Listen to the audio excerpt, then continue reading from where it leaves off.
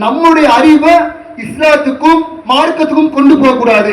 அந்த மார்க்கத்துல என்ன சொல்றாங்களோ, மார்க்கத்துல இப்படிதான் சொல்லணும், இப்படிதான் இருக்கணும், மார்க்கத்துல என்ன அக்கல் சொல்லப்படுதோ, என்ன அறிவு சொல்லப்படுதோ, அந்த அறிவை நம்முடைய அறிவுக்குள் திணிச்சால்தான் நம் கியாமத் நாள் வரையும், மௌத்து வரையும் நம் உண்மையான முஃமினான முஸ்லிமான ஆக முடியும்.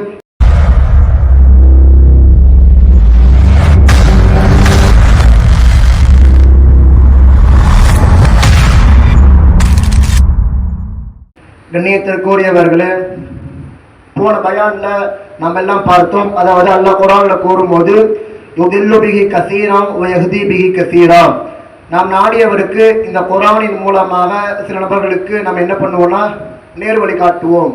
இருந்தாலும் சில நபர்களுக்கு நாம் நேர்வழி அல்லாத பாதையை காட்டுவோம். கண்ணியத்திற்குரியவர்களே, போன பயான்ல அல்லாஹ் தஆலா இந்த குர்ஆனின் மூலமாக யார் யாருக்கெல்லாம் நேர்வழி காட்டினான் என்பதாக பார்த்தோம். இந்த வாரம் என்னன்னா யுதில்லு பிஹி கஸீரா, அதாவது இந்த குர்ஆனின் மூலமாக சில நபர்களை அல்லாஹ் வழிகெடுத்துள்ளான். கண்ணியத்திற்குரியவர்களே, ஒன்னே ஒன்று விளங்க வேண்டும், அல்லாஹ்வும் அல்லாஹ்வுடைய வேதமும் ஒருபோதும் எக்காலமும் யாரையும் வழிகெடுக்க மாட்டார்கள். மாறாக ஒரு மனிதன் அல்லாஹ்வையும் அவனுடைய வேதத்தையும் அவனுடைய தூதரையும் அவனுடைய ரசூலையும் அவனுடைய அறிவுக்கு அப்பாற்பட்டு யோசிப்பதன் மூலமாக அவன் தன்னை தானையே வழிகட்டு போய்விடான் என்பதாக நமக்கு எல்லாம் கேள்விப்பட்டிருக்கின்றோம். கண்ணியத்திற்குரியவர்களே, இந்த குர்ஆனை ஆராய்ச்சி செஞ்ச ஒரு மனிதர் யார் என்று கேட்டால் ரஷாத் ஹலீஃபா என்று சொல்லக்கூடிய ஒரு ஹலீஃபா. அவங்க அமெரிக்காவில் தான் பிறந்தாங்க, அங்கேயே வாழ்ந்தாங்க, அங்கேயே என்ன பண்றாங்கன்னா வசிக்கிறாங்க. அங்கேயே என்ன பண்றாங்கன்னா, அவங்க சொல்ல போனா அவங்க முஸ்லீம் தான், ஈமானை ஏற்றுக்கொண்டவங்க தான். இருந்தாலும் இவங்க என்ன பண்றாங்கன்னா குர்ஆனை அதிகமாக ஆராய்ச்சி செய்யறாங்க. அவங்க கண்ணுக்கு ஒரு ஆயத் தென்படுது, அலைஹா திஸ்அத அஷர், 19 என்ற ஒரு வார்த்தையை அல்லாஹ் குர்ஆன்ல குறிப்பிடுகிறார். அப்ப அல்லாஹ் ஒரு வார்த்தையை கூறும் போது இதுக்கும் குர்ஆனுக்கும் ஏதோ ஒரு சம்பந்தம் இருக்கு என்பதாக அவர் மனசுக்குள்ள தென்படுது. அப்ப இவர் ஆராய்ச்சி செய்யறாரு. இந்த 19 இருக்குது, இந்த 19 மொத்தம் குர்ஆன்ல 114 சூறாக்கள் உள்ளது. இந்த 114 சூறாக்களை 19ஆல் வகுப்பட்டால் அது கண்டிப்பாக வகுப்படும். அதே மாதிரி அல்லாஹ் தஆலா முதலில் சூறாவை இறக்கினார். இக்ரா பிஸ்மி ரப்பிக்கல்லதி ஹலக் ஹலக்கல் இன்சான மின் அலக் இக்ரா ரப்புக்கல் அக்ரம் அல்லதி அல்லம பில் கலம் அல்லமல் இன்சான மா லம் யஅலம். இந்த 5 ஆயத்துடைய வாக்கியம் 19 தான் அமையுது. அதே மாதிரி அல்லாஹ் குர்ஆன்ல பிஸ்மில்லாஹிர் ரஹ்மானிர் ரஹீம் என்ற ஒரு ஆயத்தை 114 வாட்டி சொல்றான். இந்த 114 19ஆல் வகுப்பட்டா வகுப்படும் என்பதாக நமக்கு எல்லாம் சொல்லி காட்டுவாங்க. கண்ணியத்திற்குரியவர்களே, அப்படிப்பட்ட ஆராய்ச்சியாளராக ரஷாத் ஹலீஃபா என்ன பண்ணாங்கன்னா இருந்தாங்க.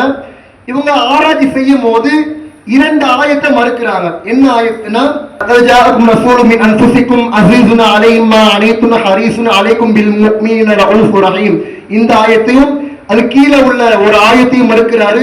இன்னும் சொல்றாரு, இந்த குர்ஆனை நான் ஃபர்ஸ்ட் கிளாஸா ஆராய்ச்சி செய்யறேன், என்ன மாதிரி ஆராய்ச்சியாளரை இந்த உலகத்துல யாரையும் நீங்க பார்க்க முடியாது. அப்படிப்பட்ட ஒரு ஆராய்ச்சியாளராக இந்த குர்ஆனை நான் ஆராய்ச்சி செய்தேன். அப்ப நான் அல்லாஹ்வால் அனுப்பப்பட்ட ஒரு நபியாக இருக்கிறேன் என்பதாக ஒரு பிதஅத்தை அந்த அமெரிக்காவில் கிளப்புறாரு. அதே மாதிரி அந்த மக்கள், ஜாஹிலியாவான மக்கள் அவரை அந்த குர்ஆனுடைய ஆராய்ச்சியும் சரி நபியாவும் என்ன பண்றாங்க, ஏற்றுக்கொள்றாங்க. இன்னும் சொல்ல போனால் குர்ஆனுடைய 2 ஆயத்தை மறுக்கிறார்கள். இன்னும் சொல்ல போனால் சொல்லி காட்டுவாங்க, குர்ஆனை மறுத்தால், குர்ஆனுடைய ஒரு ஆயத்தை மறுத்தால் அவன் காஃபிராக மாறிவிடுவான். அந்த அடிப்படையில இவன் சொன்ன 2 விஷயம், நான் குர்ஆனை ஆராய்ச்சி செய்தேன், நான் ஒரு முஸ்லிம், நான் இன்னும் சொல்ல போனால் நான் அல்லாஹ்வால் அனுப்பப்பட்ட ஒரு நபியாக இருக்கிறேன், நான் குர்ஆனை ஆராய்ச்சி செய்யக்கூடிய ஒரு நபியாக இருக்கிறேன். இன்னும் அல்லாஹ் கூறக்கூடிய இந்த 2 ஆயத்து எனக்கு தான் ஒத்துப்படும், நபிகள் நாயகம் ஸல்லல்லாஹு அலைஹி வஸல்லம் அவர்களுக்கு ஒத்துப்படாது என்பதாக சொல்லி இணை மறுக்கிறாரு. கண்ணியத்திற்குரியவர்களே, அப்ப கடைசி நேரத்தில் என்ன ஆகுதுன்னா, எந்த அமெரிக்காவில் இவர் போய் சொன்னாரோ, நான் நபி என்று சொன்னாரோ, புகழ் பெற்றாரோ, பின்காலத்தில் அந்த அமெரிக்காவிலே அவர் சுட்டுக் கொல்லப்படுகிறார்.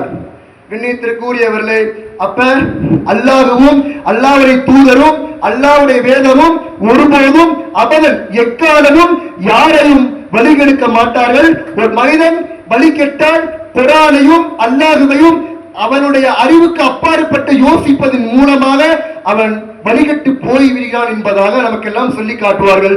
கண்ணியத்திற்குரியவர்களே, அப்ப ஒரே ஒரு விஷயம் மட்டும் சொல்றேன், அதாவது நம்முடைய அறிவை இஸ்லாத்துக்கும் மார்க்கத்துக்கும் கொண்டு போக கூடாது. அந்த மார்க்கத்துல என்ன சொல்றாங்களோ மார்க்கத்துல இப்படிதான் சொல்லணும், இப்படிதான் இருக்கணும், மார்க்கத்துல என்ன அக்கல் சொல்லப்படுதோ என்ன அறிவு சொல்லப்படுதோ அந்த அறிவை நம்முடைய அறிவுக்குள் திணிச்சால்தான் நம் கியாமத் நாள் வரையும் மௌத்து வரையும் நம் உண்மையான முஃமினான முஸ்லிமான ஆக முடியும். கண்ணியத்திற்குரியவர்களே, நம் அனைவருக்கும் அல்லாஹ் தஆலா இந்த குர்ஆனை அதிகமாக ஓதக்கூடிய பாக்கியத்தையும் இந்த குர்ஆனை அதிகமாக மக்களுக்கு எத்தியக்கூடிய பாக்கியத்தையும் அல்லாஹ் தஆலா உங்களுக்கும் எனக்கும் தந்துடுவானாக. கண்ணியத்திற்குரியவர்களே, ஒரே ஒரு ஹதீஸை மட்டும் சொல்லிக் கொடுல. அதாவது நபி ஸல்லல்லாஹு அலைஹி வஸல்லம் சொல்லும் போது அல் குர்ஆனு ஹுஜ்ஜத்துல் லக அவ் அலைக, யாரு இந்த உலகத்துல குர்ஆனை அதிகமாக ஓதுறாங்களோ, குர்ஆனை கண்ணியப்படுத்துறாங்களோ, குர்ஆனை கொச்சையாக பேசாமல் குர்ஆனை எந்த அளவு கண்ணியப்படுத்துறாங்களோ ஹுஜ்ஜத்துல் லக, அவர்களுக்கு அது சாதகமாக கியாமத் நாள்ல இருக்கும், கபர்லையும் இருக்கும். ஒரு மனிதன் குர்ஆனை கேவலப்படுத்துறான், ஒரு மனிதன் அதிகமாக ஓதல, குர்ஆனை கத்துக்கல, அப்ப குர்ஆனை கொச்சையாக பேசுகிறான் அப்படி என்று கேட்டால் அவ அலைக்க, அவனுக்கு அது கியாமத் நாளையும் சரி அவனுக்கு கபர்லையும் சரி அது பாதகமாக இருக்கும் என்பதாக நபிகள் கோமான் ஸல்லல்லாஹு அலைஹி வஸல்லம் அவங்க சொல்லி காட்டுவாங்க. கண்ணியத்திற்குரியவர்களே, ஒரு மனிதன் அல்லாஹ் தஆலாவால் நரகத்திற்கு முடிவு செய்யப்பட்ட மனிதனாக இருந்தாலும் கூட இந்த குர்ஆன் நாளைக்கு கியாமத் நாள்ல சிபாரிசு செஞ்சால் அல்லாஹ் தஆலா இந்த குர்ஆனுடைய சிபாரிசின் மூலமாக அல்லாஹ் தஆலா அவரை சொர்க்கத்துக்கு அனுப்புவான் என்ற செய்தியையும் நபிகள் நாயகம் ஸல்லல்லாஹு அலைஹி வஸல்லம் சொல்லி காட்டினாங்க. கண்ணியத்திற்குரியவர்களே, இந்த குர்ஆனை அதிகமாக ஓதி இதில் என்ன சொல்லப்பட்டுள்ளதோ அதன்படி அமல் செய்யக்கூடிய பாக்கியத்தை வல்ல ரஹ்மான் உங்களுக்கும் எனக்கும் தந்தருவானாக. வாஹிரு தாவாஹும் அல்ஹம்துலில்லாஹி ரப்பில் ஆலமீன். அஸ்ஸலாமு அலைக்கும் வரஹ்மத்துல்லாஹி வபரகாத்துஹு.